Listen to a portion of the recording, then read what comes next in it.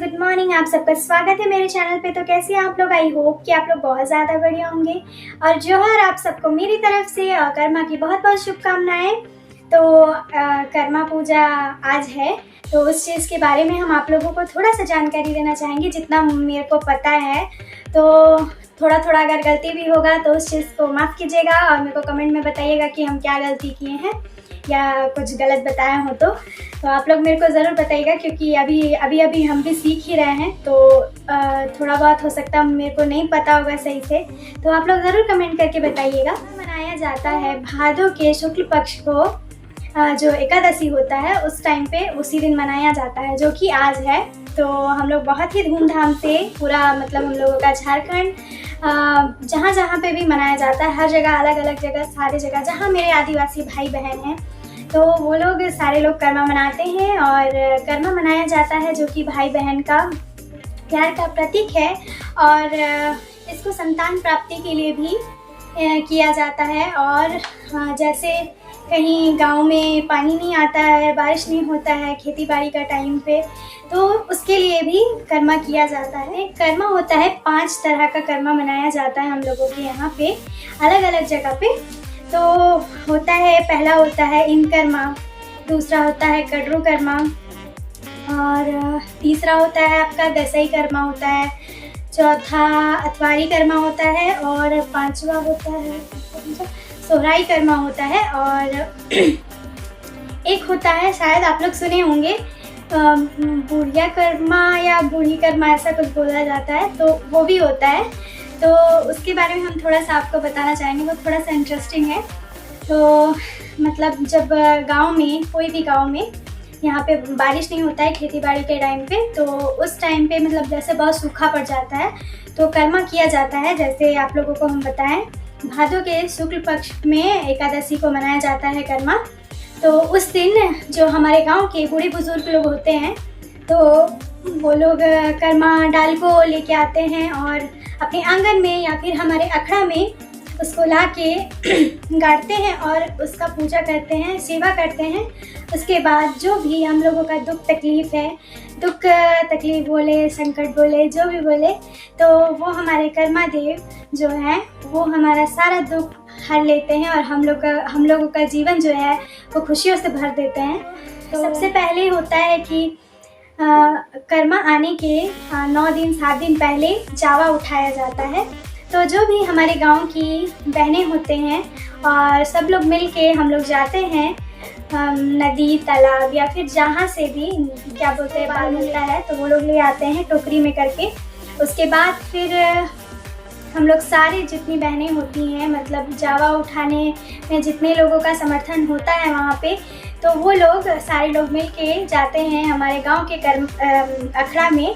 उसके बाद वहाँ पे 5 7 3 तरह का जो है अनाज या अनाज ही बोल सकते हैं उसको है। तो फिर जैसे 5 तरह का क्या बोलते हैं आपका 5 7 तरह का अनाज हो जाता है, बीज हो जाता है। तो वो हो गया जौ है, मक्का है, चना है, मटर है, धान हो गया आपका, मड़वा हो गया, और क्या बोलते हैं और तो कुछ चना मटर उड़द वो भी हो गया। तो वो सब मिला करके हम लोग उसका क्या बोलते हैं जावा उठाते हैं। तो सबसे पहले हल्दी और चूना और पानी को मिक्स कर लेते हैं, घोल लेते हैं। तो हल्दी पानी इसलिए बनाया जाता है ताकि हम लोगों का जो क्या बोलते हैं जावा है वो खूब सुंदर अच्छा सा हो, और क्या बोलते हैं उसका कलर हरा ना हो, पीला हो। तो उसके लिए हल्दी पानी डाला जाता है, और चूना इसलिए डाला जाता है क्योंकि कीट पतंगे ना लगे इसलिए। तो उसको डाल के उसको मिक्स किया जाता है, और जितना भी 9 प्रकार 7 प्रकार 3 प्रकार का जो भी आपका अनाज होता है तो उसको बालू में मिक्स करके अच्छी तरह से, और जो चूना पानी और हल्दी पानी बनाते हैं एक ही में चूना हल्दी और पानी डाल के मिक्स करते हैं और बालू में मिक्स करके उसको जावा उठाया जाता है। फिर जो डलिया होता है उसमें हम लोग कच्चू का पत्ता यानी अरुई का पत्ता हम लोग डालते हैं नीचे, ताकि नीचे जड़ डलिया से बाहर ना जाए। तो कच्चू पत्ता को नीचे डाला जाता है। फिर उसके ऊपर बालू जिसमें अनाज हम लोगों का मिक्स हुआ होता है तो उसको डालते हैं। फिर उसको डालने के बाद बारी बारी सारे लोग, तो उसको डालने के बाद हम लोग करते हैं क्या कि ऊपर से कच्चू का पत्ता और ढक देते हैं और फिर हम लोग वहाँ पे थोड़ा सा पूजा पाठ करते हैं, जैसे सिंदूर देना नीचे में पैर लग के, फिर वहाँ से हम लोग उसको किसी अच्छी जगह पे रख देते हैं, किसी के घर पे या ऐसी जगह पे जहाँ पे लाइट ना पड़े। और हर दिन सुबह और शाम को हम लोग जाके, जितने भी भाई बहन साथ में हम लोग होते हैं जावा उठाने के टाइम पे, तो वो लोग जाके शाम को जावा वाला गीत भी गाते हैं और जावा को जगाते हैं।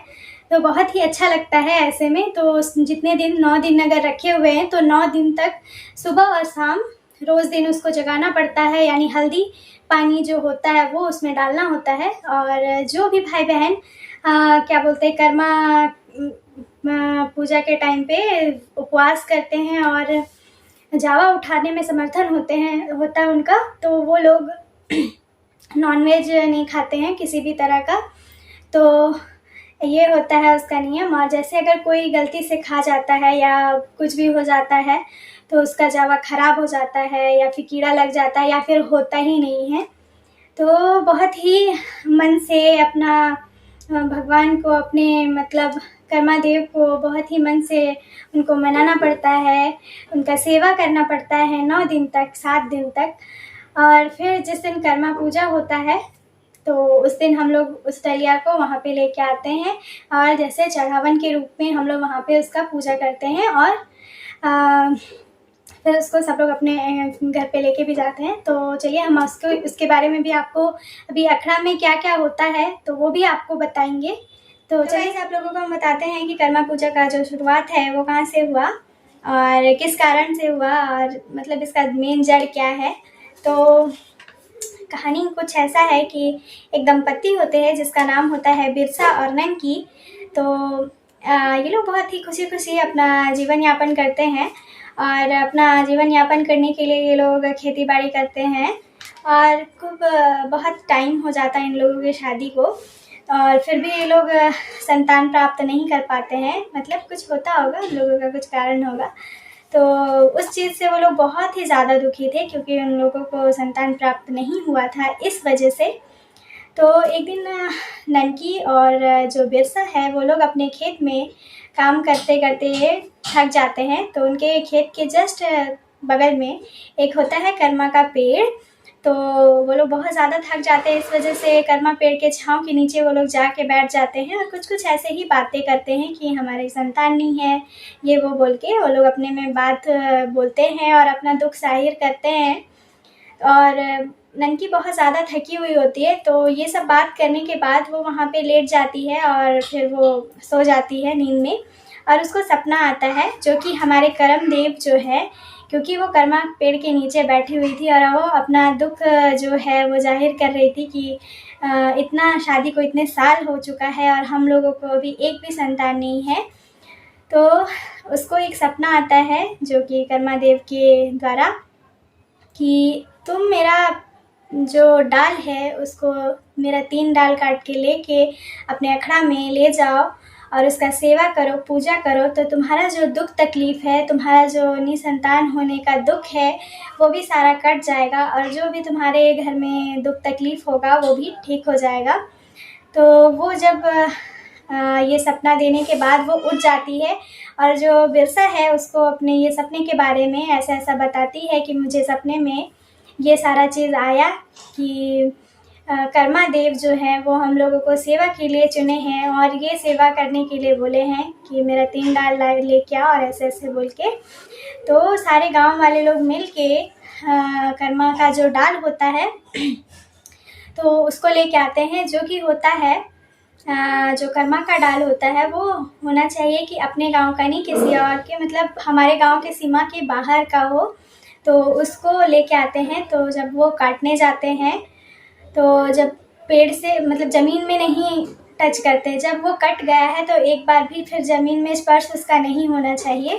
तो तीनों डाल को काट के ले आते हैं और उसको सकुआ पत्ता और क्या कुछ घास होता है तो उसके बारे में मेरे को उसका नाम मेरे को याद नहीं आ रहा है, तो याद आएगा तो हम आप लोगों को बताएंगे। तो उसके नीचे में बांध देते हैं ताकि नीचे का जो पोर्शन होता है वो नीचे ज़मीन में स्पर्श ना हो और उसको खूब नाचते गाते लेके आते हैं। तो हम लोगों के मतलब यहाँ पे ऐसा तो दिखाया जाता है 3 डाल, लेकिन 3 डाल नहीं होता है, वहाँ पे 4 डाल काटा जाता है और 1 डाल जाता है जो कि होता है जैसे पहान होता है उसको, और जो क्या बोलते हैं उसको, पहान और कोटवार के जो ज़मीन होते हैं तो उन लोगों के ज़मीन में वहाँ लगा के उसका वहाँ पे पूजा किया जाता है। और उसके बाद जो 3 डाली बचता है तो उसको हम लोगों के अखड़ा में लेके आया जाता है, वहाँ पे उसका पूजा किया जाता है। तो लेके आने के बाद वो लोग सारे जितने गांव वाले थे वो लोग सारे लोग मिलके वहाँ अखड़ा में जो करम देव हैं उसका खूब अच्छे से सेवा किए। और ठीक 1 साल बाद उन दोनों दंपत्ति को यानी बिरसा और ननकी को जुड़वा बच्चे होते हैं जिनका नाम होता है कर्मा और धर्मा। तो कर्मा होता है बड़ा भाई और धर्मा होता है छोटा भाई। तो ऐसे ही खुशी खुशी उन लोगों का जो संतान ना होने का दुख था वो ख़त्म हो गया और बहुत ही अच्छा खुशहाली आ गया। और जितना भी उन लोगों का जैसे होता है इनकम होता है वो भी बढ़ गया। और फिर धीरे धीरे वो लोग भी बड़े हुए कर्मा और धर्मा, तो उसके बच्चे लोग हुए। तो वो लोग हुए 7 बच्चे, पुत्र उसके और एक पुत्री। तो उन दोनों वो 7-8 लोग होने के बाद तो बहुत ज़्यादा फैमिली हो जाता है तो बहुत ज़्यादा दिक्कत होता है। तो उन लोगों को भी वैसे ही बहुत ज़्यादा दिक्कत होने लगा। और जैसे होता है कि पीढ़ी बढ़ता है तो बच्चे करे कि ना करे तो वो लोग पूजा करते हैं पर उतना वो से नहीं। तो फिर से वो लोग जो कर्मा और धर्मा है तो उन लोग जो बड़ा भाई होता है तो घर का स्थिति सुधारने के लिए तो जैसे विदेश चला जाता है कमाने के लिए। और काफ़ी दिन के बाद वो जब आता है तो उसको जो धर्मा होता है वो कर्मा पूजा का बहुत ही धूमधाम से तैयारी करता है और गांव में पूरा सब लोग मिलके। तो जिस दिन वो कर्मा जो आता है तो वो गांव के बाहर ही रुकता है जब वो कमा के आने के बाद, क्योंकि वो बहुत सारा पैसा कमा लेता है काफ़ी दिन रहने के बाद वहाँ पे। तो सोचता है कि चलो अब अपने घर परिवार में जाते हैं और काफ़ी पैसे कमा लिए हैं तो अभी घर परिवार के साथ रहना भी ज़रूरी है। तो वही उसको गांव के बाहर वो लोग आ जाते हैं और वहाँ पे कोई गांव का ही एक आदमी होता है तो उसको बोलते हैं कि जाओ कर्मा और गांव वालों को बोल के आओ कि हम आए हैं तो मेरा स्वागत करो। क्योंकि पहले के समय में विदेश जाना बहुत बड़ा बात होता था तो इसीलिए वो भी बोला कि और हम इतना पैसा कमा के आए हैं, विदेश से आए हैं तो मेरा स्वागत करो। तो इस वजह से वो वहाँ पे उसका वेट करता है। और वो लोग होते हैं कि जो कर्मा है उसका तैयारी में एकदम ज़ोरों शोरों से लगे होते हैं और इन लोगों को ध्यान ही नहीं देते हैं। फिर कर्मा बहुत गुस्सा होता है कि मतलब ऐसा क्यों, मेरे को ये लोग क्यों नहीं कर रहे हैं और ये लोग कर्मा का पूजा कर रहे हैं, तैयारी कर रहे हैं और मेरे को कोई नहीं पूछ रहा है, जबकि हम इतने पैसे कमा के आए हैं और विदेश से आए हैं। तो वो गुस्से में आके जाके जो कर्मा का डाल होता है उसको निकाल के उसको फेंक देता है। तो इसके क्या बोलते हैं, इसके बाद वो होता है कि जितना उन लोगों के घर में बहुत ही दुख तकलीफ़ आने लग जाता है इसी के वजह से। तो वो लोग सारे लोग दुखी हो जाते हैं बहुत ज़्यादा कि अब क्या करें। तो एक दिन कर्मा के सपने में ये आता है कि तुम्हारे घर में जो भी आप बीत रहा है वो सिर्फ तुम्हारे ही वजह से है, जो कि तुम जो कर्मा का डाल निकाल के फेंक दिए और अपना सेवा करवाना चाहते थे ना कि करम देव का। तो इस वजह से तुम्हारे जितनी भी फैमिली वाले हैं तो उन लोगों को ये चीज़ का भुगतना पड़ रहा है तुम्हारी वजह से। तो तुम ऐसा करो कि कर्मा का डाल लेके आओ और तुम इसका पूजा और सेवा करो तो तुम्हारा भी जितना दुख तकलीफ़ है, तुम्हारा जो गलती है वो भी माफ़ कर दिया जाएगा। तो वो जाता है कर्मा का डाल लेने के लिए, जो कि भादो महीने के शुक्ल पक्ष को एकादशी को मनाया जाता है। तो वो जाता है, उसके बाद उसको बहुत ज़ोर से पानी प्यास लगता है तो वो क्या बोलते हैं पानी पीने जाता है। ऐसे नदी होता है गांव में, तो पहले नदी होता था तो उसमें पानी पीने जाता है और ऐसे पानी उठाता है तो उसके जो हाथ में होता है वो पानी तो रहता है और उसमें बहुत सारा कीड़ा रहता है, तो फिर उसको छोड़ देता है क्योंकि उसका कर्म पहले अच्छा नहीं था, इस वजह से वो अभी परीक्षा चल रहा होता है उसका। फिर कुछ दूर जाता है, फिर उसको भूख लगने लगता है, तो उसको मिलता है क्या कि ये जो चूड़ा बनाने वाले लोग होते हैं, तो वहाँ पे एक कोई चूड़ा बनाता है, तो वो उससे बोलता है कि मेरे को चूड़ा दे दो थोड़ा सा, मेरे को भूख लगा है। तो वो भी चूड़ा निकाल के देता है, तो देखता है उसमें सिर्फ पत्थर ही पत्थर भरा हुआ है, तो फिर उसको भी छोड़ देता है, फिर उसको भी नहीं खाता है। फिर थोड़ी दूर आगे चला जाता है, तो एक बड़ा सा क्या बोलते हैं इसका सेब का पेड़ होता है, उसको उसमें भी मतलब वो भी जाता है तोड़ के, चलो इसी को खा लेते, भूख लग रहा है, चूड़ा में तो कंकड़ ही था, पानी में कीड़ा ही था, तो इसी को खा लेते हैं। तो उसको भी जब तोड़ता है तो देखता है उसमें भी कीड़ा लगा हुआ है, तो फिर उसको भी नहीं खाता है। फिर आगे चला जाता है वो चलते चलते, फिर एक बड़ा सा मतलब नदी होता है, तो उसको पार करने के लिए तो नाव चाहिए, तो नाव तो था नहीं वहाँ पे, और बगल में ही एक मगरमच्छ बैठा हुआ था और उसमें जाली में मतलब पूरा फंसा हुआ था वो। तो वो मगरमच्छ उसको बोलता है कि मेरा हेल्प करो, मेरा मदद करो इसको जाली में से निकालने का। तो वो कर्मा क्योंकि उस टाइम पे इनकार करता है। फिर उसको बाद में बताता है, जो मगरमच्छ होता है उसको बताता है कि हम कर्मा का डाल लेने जा रहे हैं, और उसका ऐसा ऐसा अपना आप बीती बताता है। तो फिर क्या बोलते हैं, वो मगरमच्छ बोलता है कि चलो ठीक है, हम तुम्हारा नदी पार करने में मदद करेंगे, तुम हम मेरा मदद कर दो ये जाली से निकलने में। तो फिर वो जो कर्मा होता है वो उस जाली उसको वहाँ से निकालता है, और फिर वो जो मगरमच्छ होता है उसका मदद करता है और उस नदी को पार करता है। नदी पार होने के बाद यानी गांव के सीमांत से वो लोग पार हो जाते हैं। फिर वहाँ से कर्मा का जो डाल होता है वो काट के लेके आता है और अपने गांव में जो अखड़ा में गाड़ के उसका फिर पूजा सेवा करता है। तो बहुत ही तकलीफ़ होने के बाद उसको समझ में आ जाता है कि हाँ, ये चीज़ हम गलती किए, भगवान का अपमान नहीं करना चाहिए, हमारे जो देवी देवता हैं उनका अपमान नहीं करना चाहिए, और खूब ही अच्छी तरह से सेवा करना चाहिए उन लोगों का।